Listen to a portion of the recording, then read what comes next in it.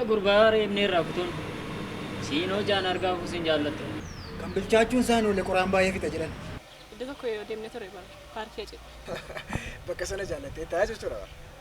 Baay'ee.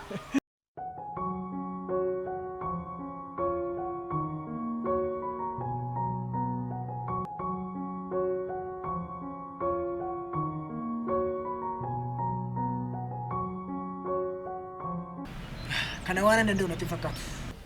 Sii gala jijjiiramni tokko nan danda'a jechuurraa jalqaba. Lammaffaa miira kee to'achuu danda'uu qabda. Garuu si dhabuu immoo barbaadu. Si dhabee jiraachuu illee baay'ee kan natti ulfaatu beekta. Kun dhuguma nama aarsa bara.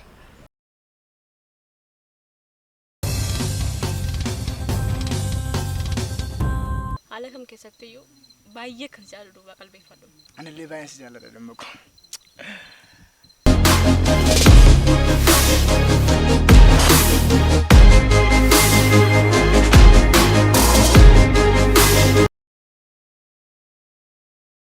Garuu wanti kun yoo hojjechuu didee Ati moomii guyyaa tokko jiraachuuf torban tokko dhiphachuu jira. Sporting guddina, sporting jaalala.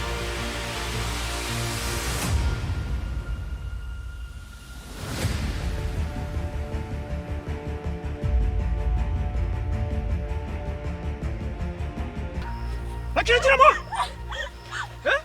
Waan si ilaalatu qabu. Eessatti keessa jirtu? Ani raakee na gargaara. Jaalli koo ajjeesanii naan immoo na fayyadu. Ajjeesanii!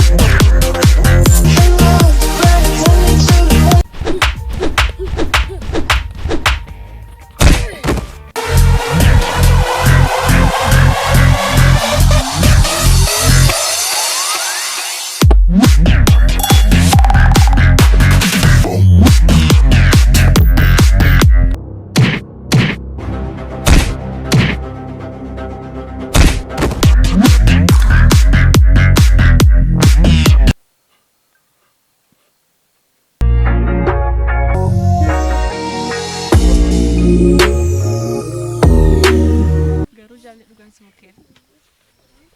Dumsi jaalladha.